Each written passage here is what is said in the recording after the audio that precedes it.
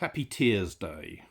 Today, I want to talk about the wisdom of war.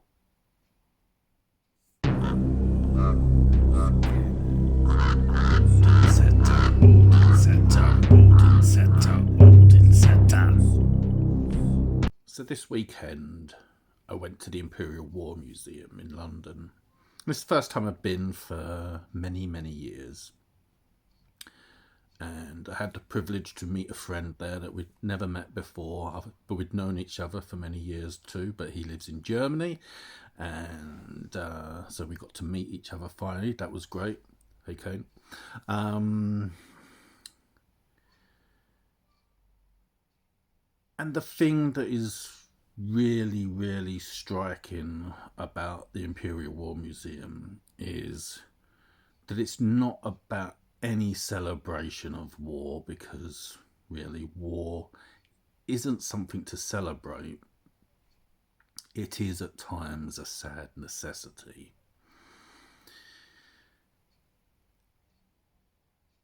There are some interesting things to see and to take in and to read, and obviously it's very much written from an or explored from an English perspective.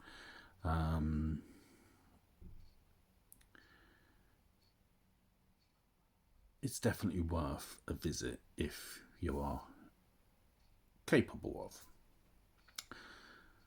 Before going into the museum, what was really nice to see is within the grounds, or just adjacent to the main grounds of the museum, is a Tibetan garden of peace, which is important also. And it just brings home to me that, really, sometimes you have to be prepared to fight for peace. And obviously, because all things work in cycles, peace cannot endure, because there'll always be someone to wage war. And obviously, it's in the capacity or the will of each person that has to live through such a time, what we choose to do with, dishonourable or honourable acts of other people, other agencies. And I found myself sort of talking and discussing, as I had done recently with my son, that I have been very privileged not to have endured or have really any true scope of the pain, suffering, and woe unto the world that World Wars One and Two must have caused. And in modern day, there are these things that are happening around the world, and because they're not on your front door, they can be quite easily sort of dismissed or misunderstood, or deliberately misled about information that's whatever it is that's going on in there.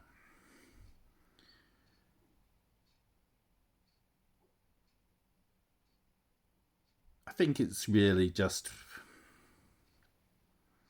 being understanding that, sometimes someone does have no option other than to fight or to war, and that war isn't necessarily an evil. I guess it's always subjective.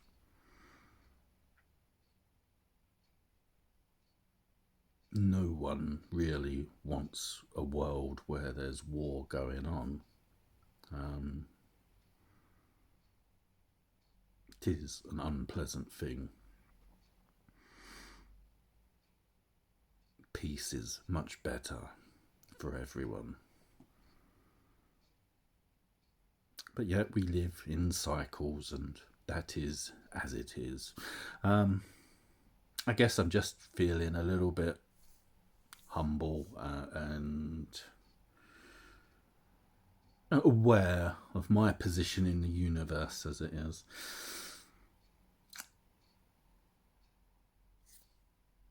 I'm going to leave you with a little speech from, I think, a good definition of what it is to be a warrior,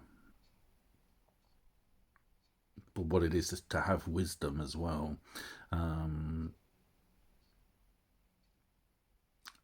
just maybe words written by Professor Tolkien in reflection to his own experiences of war, which, as I've said, is I can never imagine what the trenches of World War One could have been like, or even sort of the devastation of lives lost in World War Two. I will always like to think, like many of us probably do, that were we in that situation, we would have the courage and the will to do the right thing. And reflect upon these words by who is considered probably by many to be a secondary character in Lord of the Rings, but is a magnificent, heroic character. For myself, said Faramir, I would see the white tree in flower again in the courts of the kings, and the silver crown return, and Minas Tirith in peace. Minas Anor again as of old, full of light, high and fair, beautiful as a queen among other queens, not a mistress of many slaves, nay, not even a kind mistress of willing slaves. War must be, while we defend our lives against a destroyer who will devour all. But I do not love the bright sword for its sharpness, nor the arrow for its swiftness, nor the warrior for his glory. I love only that which they defend, the city of the men of Númenor, and I would have loved her for her memory, her ancientry, her beauty, and her present wisdom, not feared, save as men may fear the dignity of a man old and wise. So fear me not. I do not ask you to tell me more. I do not even ask you to tell me whether I now speak nearer the mark. But if you will trust me, it may be that I can advise you in your present quest, whatever that may be. Yes, and even aid you. Frodo made no answer. Almost he yielded to the desire for help and counsel, to tell this grave young man, whose words seemed so wise and fair, all that was in his mind. But something held him back. His heart was heavy with fear and sorrow. If he and Sam were indeed, as seemed likely, all that was now left of the 9 walkers, then he was in sole command of the secret of their errand. Better mistrust undeserved than rash words. And the memory of Boromir, of the dreadful change that the lure of the ring had worked in him, was very present to his mind when he looked at Faramir and listened to his voice. Unlike they were, and yet also much akin.